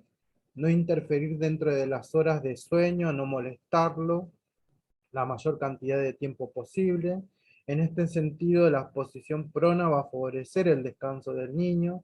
Debemos recordar que las manipulaciones siempre tienen que ser suaves, evitando el exceso de maniobras terapéuticas. Cuando uno predispone un buen descanso en el prematuro, obviamente disminuye la estimulación y por consiguiente se va a favorecer una nueva ganancia de peso, el crecimiento ponderal va a ser de manera más adecuado. Siempre vamos a observar la estimulación que puede existir, que puede ser la estimulación táctil, la estimulación auditiva o visual. Y siempre vamos a evitar y vamos a ser reiterativos de sobreestimularlo, ¿sí? Eso es lo que hay que evitar, sobreestimular al recién nacido prematuro. Siempre el personal de enfermería, médicos, auxiliares, terapistas, todos aquellos que trabajen con el paciente, van a ser lo suficientemente capaces de reconocer también en un recién nacido prematuro los signos de estrés que pueden presentarse. Aquí vemos los signos de estrés del recién nacido prematuro.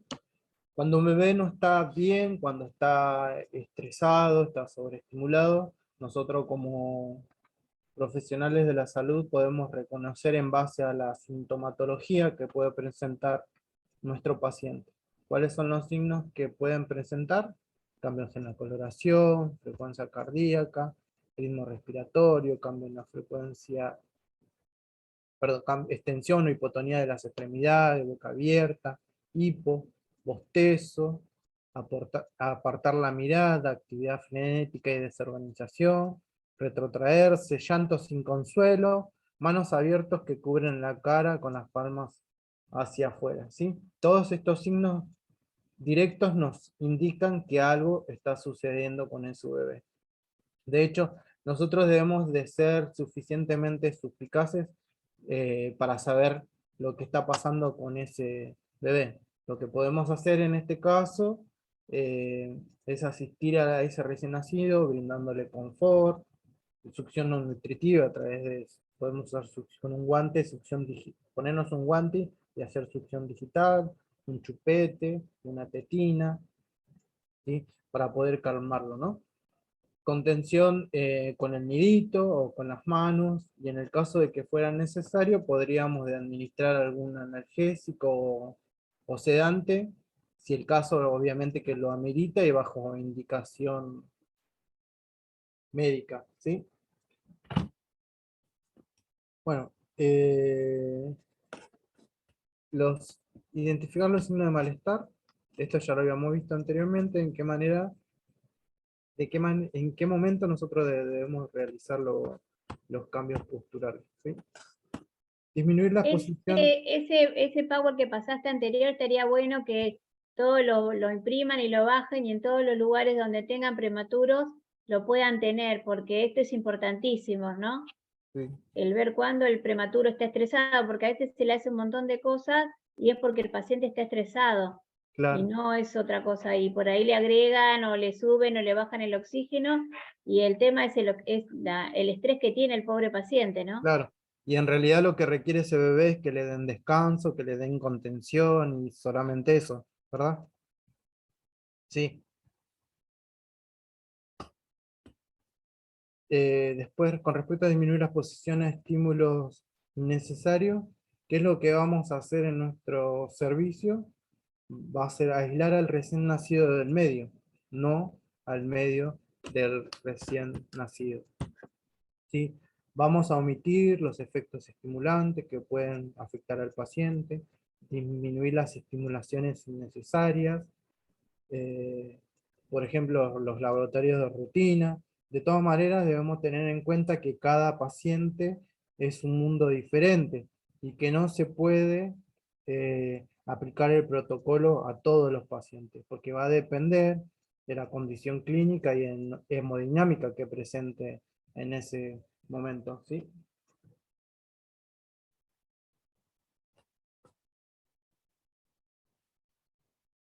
Acá, como bien dice la diapositiva, las medidas generales, espérenme que voy a admitir 2 personas.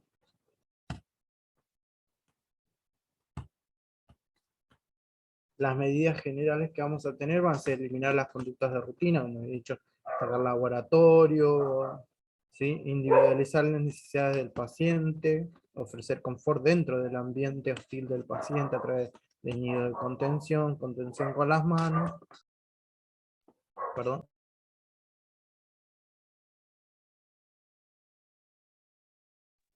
Promover conductas conscientes por cada miembro del equipo de atención neonatal que permita disminuir o evitar al máximo las intervenciones de rutina y los estímulos macroambientales perjudiciales, impulsar la presencia de los padres en la atención de los recién nacidos enfermos, rescatar semiología y la experiencia clínica para así evitar estudios complementarios innecesarios.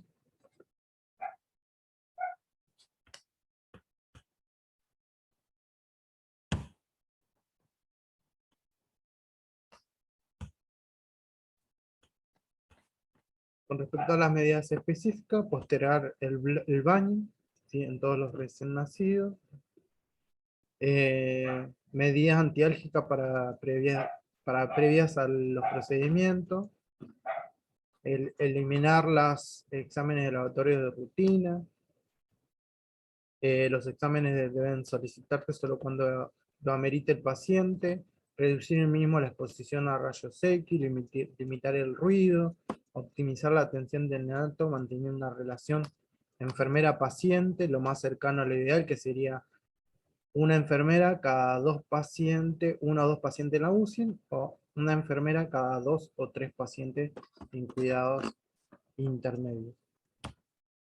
Como les mencioné anteriormente, gran parte del monitoreo no invasivo se puede realizar con los monitores multiparamétricos, los cuales se disponen en la mayoría de las UCI.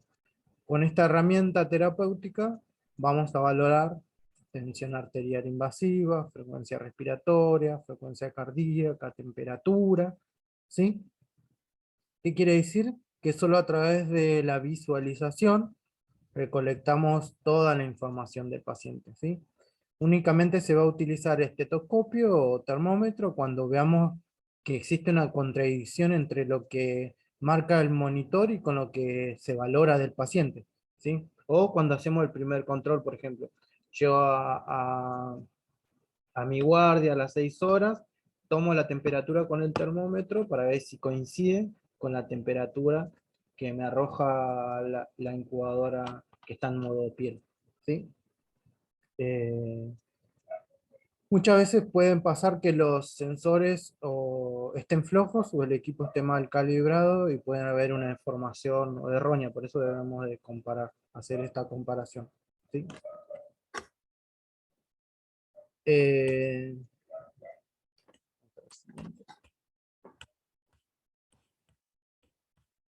Acá tenemos un monitor multiparamétrico donde tiene fecha, nombre y apellido, proporciona la vigilancia confiable de la actividad cardíaca neonatal.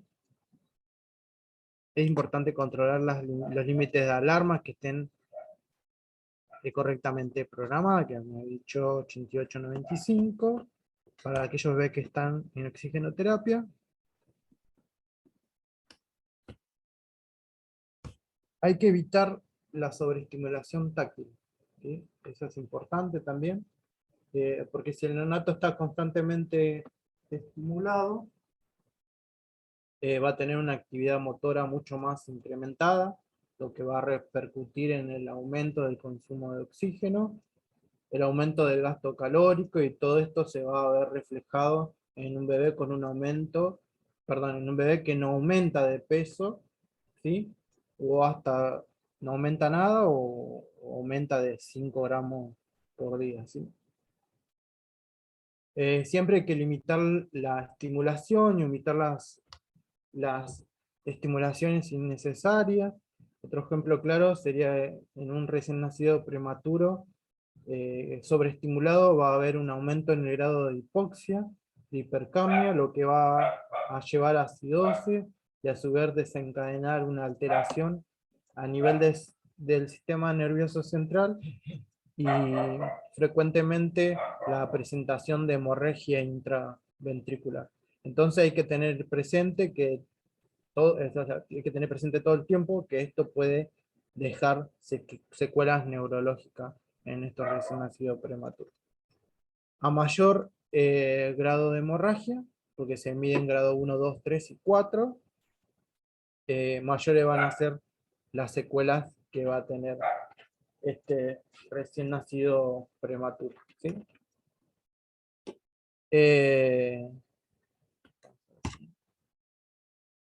Esto es para prestar atención y con respecto, como habíamos hablado en la anterior diapo, la compresión vesical va a estar totalmente contraindicada, no se debe realizar en el caso de que se constate que el paciente presenta globo vesical. Lo que se puede hacer es sugerirle al médico la colocación de un sondaje vesical, pero bueno, la mayoría de los recién nacidos prematuros suelen orinar espontáneamente. Si no, todos los recién nacidos prematuros tienen que tener sonda vesical, salvo de que lo requieran, ¿sí? Con respecto a los procedimientos invasivos, ejemplo, la intubación endotraqueal, colocación de catéter percutáneo, canalización umbilical, colocación de drenaje postural, por ejemplo, bueno, todos estos procedimientos se van a limitar a periodos cortos y siempre lo debe hacer un personal altamente capacitado. También cuando un procedimiento sea con resultado frustro, o sea que negativo, o fallido, como quieran llamarlo, se debe esperar un tiempo para que el paciente se recupere y luego volver a intentar si fuera necesario, ¿no? O dejar que otro colega lo realice. No hay que ensañarse con el paciente. Entonces siempre evitar periodos prolongados de estrés. A veces nos tocan pacientes que son muy difíciles y en ocasiones el tiempo que nos lleva a completar un procedimiento puede ir hasta un 30, 40 minutos o más, ejemplo una percutánea. Entonces imagínense ustedes todo el tiempo a lo que se expone al paciente, ¿sí? A este gran estrés. ¿Por cuánto tiempo se lo expone? Vamos a pedir que silencien los micrófonos. Vamos a silenciar micrófonos de Denise.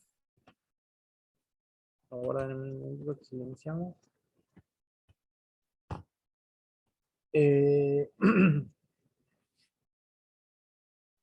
Con respecto a la administración de fármaco, la administración también es algo importante. Si un niño requiere que se le administre algún antibiótico, fármaco, siempre hay que recordar que va a ser a través de una bomba de infusión. Perdón,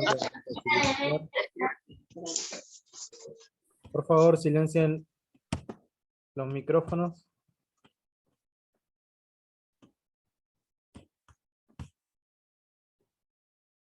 Bueno, siempre que vamos a administrar algún fármaco antibiótico, siempre va a tener que ser a través de una bomba de infusión. Por ejemplo, cuando administramos ibuprofeno para el cierre de ductus, o paracetamol, que también se utiliza para el cierre de ductus, o vancomicina, ¿sí?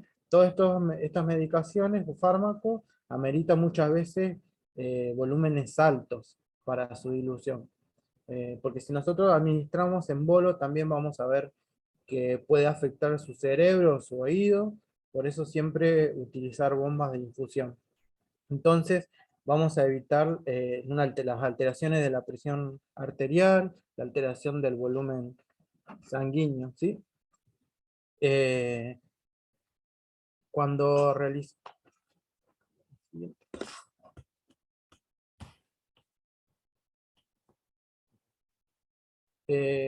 recordemos siempre que cuando administramos una medicación en un paciente prematuro extremo, que lo vamos a predisponer a que exista una isquemia que puede ser periventricular, intraventricular, con un daño mesentérico o renal, y también daños en la audición. Con respecto a la transfusión de hemoderivados, cuando necesitamos transfundir a estos pacientes con hemoderivados, estos tienen que estar a una temperatura óptima, o sea, temperatura ambiental, y administrados en un tiempo entre 3 o 4 horas. Recordemos planificar siempre, programar en conjunto con el resto de los profesionales el horario en que se va a manipular. Ejemplo, al momento que tengo que realizar la transfusión, tengo que hacerlo coincidir, por ejemplo, con el examen físico del médico. ¿Sí? Bueno, los cambios posturales, los cambios posturales son muy importantes, como habíamos dicho anteriormente, en estos bebés prematuros, ya que ellos no coordinan o no tienen o no incorporan una posición definida cuando están fuera del útero materno. Porque tienen un menor desarrollo muscular y también porque su capacidad motora y neurológica se encuentra inmadura. Por eso debemos de saber que una mala posición en estos bebés les genera malestar, dolor, disminución en el vaciamiento gástrico, que puede producir vómito, regurgitación, ¿verdad? Haciéndole que el paciente no aumente de peso. Siempre es bueno utilizar en nuestros pacientes nidos de contención para que el bebé se sienta en un ambiente lo más parecido al que tenía dentro del vientre materno. Y acá vamos a ver unas imágenes de postura desorganizada y organizadas. Acá podemos ver que el bebé está fuera del nido de contención, las piernitas por debajo, los brazos en extensión, recordemos que tienen que estar en flexión sobre el pecho, cerca de la carita, acá lo mismo, no tiene protector ocular, las piernas separadas, acá podemos ver, miembros en extensión, ¿sí? Este prácticamente está contra el acrílico. ¿Se puede apreciar bien?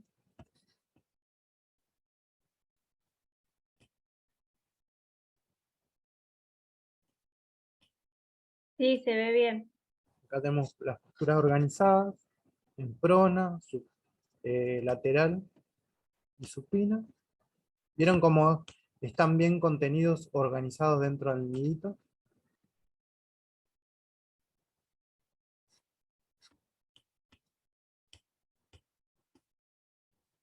Bueno, los cuidados de la piel son básicos. La piel del recién nacido prematuro, como habíamos dicho, es una piel débil, por lo que vamos a tener en cuenta que esa piel no cumple la función protectora como la nuestra, que pueda resistir más con el contacto, por ejemplo, del alcohol u otras sustancias que se absorben. La piel de estos bebés se lesionan con mucha facilidad. A veces podemos ver la fragilidad de la piel de estos bebés cuando le ponemos un apósito transparente o un hidrocoloide, o cuando la fijación del sensor del saturómetro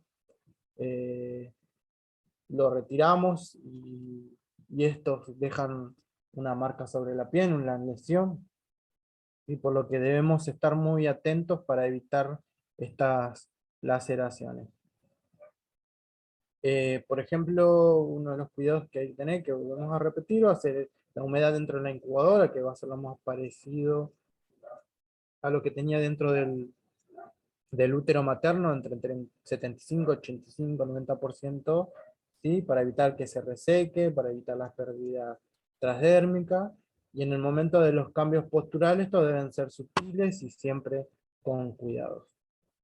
¿Sí? Las recomendaciones van a ser incubadoras con humedad necesaria, en el periodo necesario, o sea, tiempo de microclima, cuándo hay que cambiarlo, ¿sí? La rotación del sensor, no utilizar adhesivos directamente sobre la piel, y los nidos de contención los más confortables posibles.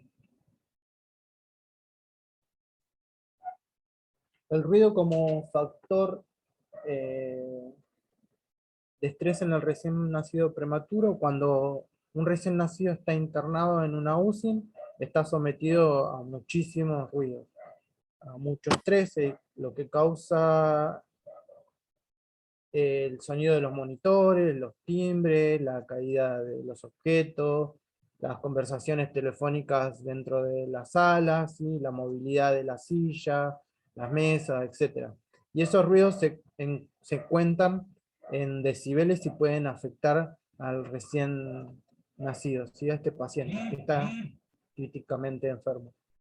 Este ruido interrumpe el descanso, el sueño del prematuro y puede causar episodios de desaturación, lo que puede aumentar la presión arterial, aumentar la presión intracraneal y predisponer al sangrado. En muchas UCI existen aparatos o semáforos que miden el nivel del ruido en decibeles, y cuando estos decibeles aumentan por encima de los 50, se enciende una luz amarilla que nos indica que hay que comenzar a disminuir los ruidos.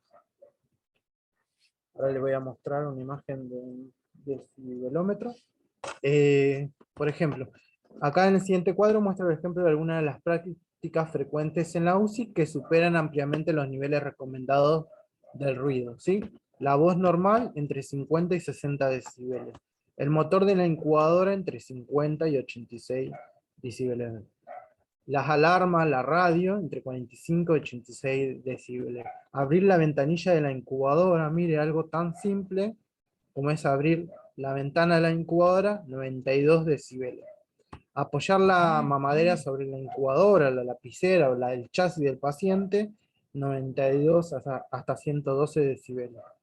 Abrir o cerrar la puerta inferior de la incubadora entre 110 y 116 decibeles, y golpear la incubadora para estimular al paciente en apnea, 130 o 140 decibeles. Muchas veces los padres golpean las incubadoras a su vez y para llamarle la atención, y debemos explicarle que eso no es beneficioso para su neurodesarrollo, ¿sí? Y que el ruido se cuadriplica dentro de la incubadora del paciente. Acá hay una comparación entre la práctica que hacemos nosotros cotidianamente dentro de la UCI con lo que se hace en general, ¿no? El cierre de las puertas de las incubadoras pueden producir 100 decibeles que van a equiparar a una cortadora de césped. El cierre de las puertas metálicas inferiores a un taladro neumático, el golpe de la cúpula de acrílico de la incubadora con los dedos, 80 decibeles, que equivale al tránsito intenso, ¿sí? Se puede ver la gravedad de las cosas tan básicas que hacemos, cómo pueden interferir con el descanso y alterar al recién nacido.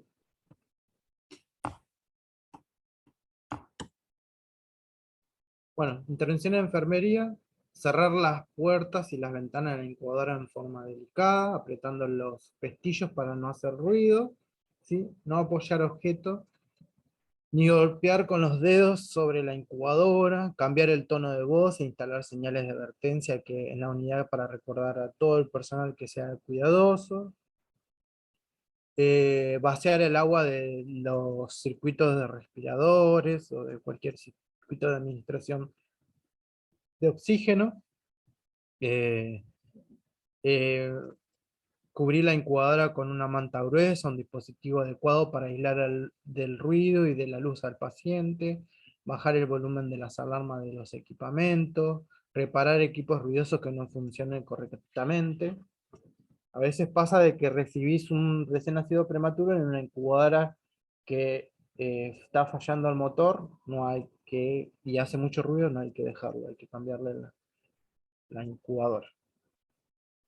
Hablarle al recién nacido con una voz suave, disminuir el sonido de los teléfonos e impresora. En realidad no tiene que existir el uso del teléfono dentro de la sala, no tiene que haber radio, colocar a los niños más lábiles en un lugar más tranquilo de la sala, realizar una campaña en cuanto a la concientización acerca de la importancia de disminuir el ruido en la UCI utilizando carteles indicadores, medir el ruido en la UCI para hacer un diagnóstico sobre la contaminación acústica, y acá tenemos el equipo que mide los ruidos, que es el decibelímetro, ¿sí? Algunos combinan señales luminosas de distintas formas, en orejas, semáforos.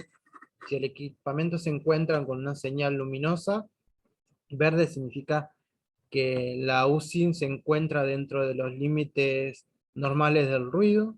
Cuando se encuentra en la luz amarilla hay que comenzar a disminuir los ruidos, y cuando se encuentra encendida la luz roja, habla que el riesgo para recién nacidos y el personal, ¿sí? Lo ideal sería menos de 50 decibeles, ¿sí?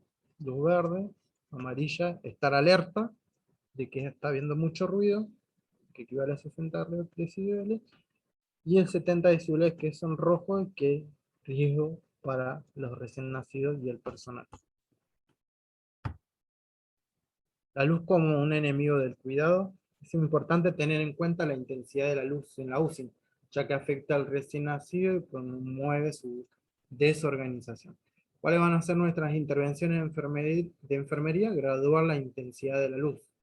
Si se posee una luz natural o sus ventanas, hay que abrir las cortinas y utilizarlas, ¿sí? Existen diferentes elementos para la protección de la luz, para las incubadoras, como las cubiertas que son protectoras, que son de tela, que no permite que pase la luz, y algunas también no permiten que pasen los sonidos. Hay diferentes tipos y formas, algunos son de metalazo, que además disminuyen el ruido, como había dicho, y en aquellos pacientes cuya gravedad no le permite, ¿sí? Se debe por lo menos cubrir la zona en donde se encuentra la cabeza del neonato. ¿Sí? ¿Qué quiere decir? Un paciente gravemente enfermo, puede no cubrir toda la incubadora, pero sí buscar la forma en que le dé sombra en la carita del paciente. Acá podemos ver las incubadoras. Esta está medianamente cubierta y esta en su totalidad. Bueno, todos los cuidados deben ser individualizados. Hay momentos en el que el recién nacido comienza a tener ciclos de alerta, y es importante permitirle la interacción, sobre todo con la familia. Utilizar luces individuales para hacer alguna observación o procedimientos, y que no evitar que éstas se reflejen directamente sobre los ojitos. Cubrirle los ojitos con una gasita o con el mismo gorrito si lo tiene puesto. Cuando tengamos que hacer un procedimiento, es importante cubrir la luz directa, y cuando están los bebitos en tratamientos con luminoterapia, tratar de utilizar pantallas para separar a los neonatos que se encuentran alrededor y que no requieren de ese tratamiento. La finalidad de la concentración de los cuidados van a ser los siguientes: incrementar los periodos de descanso. Recuerden la tabla de las horas en donde podemos realizar el contacto directo con el paciente, ¿sí? Que eran durante 6 veces al día. El mayor tiempo de sueño profundo si el paciente está descansando, y me olvidé de cambiar el pañal, o me olvidé de ponerle la sonda, o de hacerle la higiene bucal, o controlar la tensión arterial, lo dejo descansar y después lo hago, ¿sí? Lo agrupo en otro procedimiento. Mantener al recién nacido lo más posible relajado, minimizar el estrés, evitar las fluctuaciones de la presión arterial intracraneal, disminuir la necesidad de gasto calórico, reducir el estrés térmico y el exceso de estimulación, disminuir el consumo de oxígeno, minimizar las fluctuaciones en situaciones de asistencia ventilatoria mecánica, disminuir el ruido de hemorragia intraventricular y retinopatía del prematuro, displasia broncopulmonar y la sepsis. Y siempre tener en cuenta, cuando un bebé nace prematuro, toda una familia nace antes prematuro.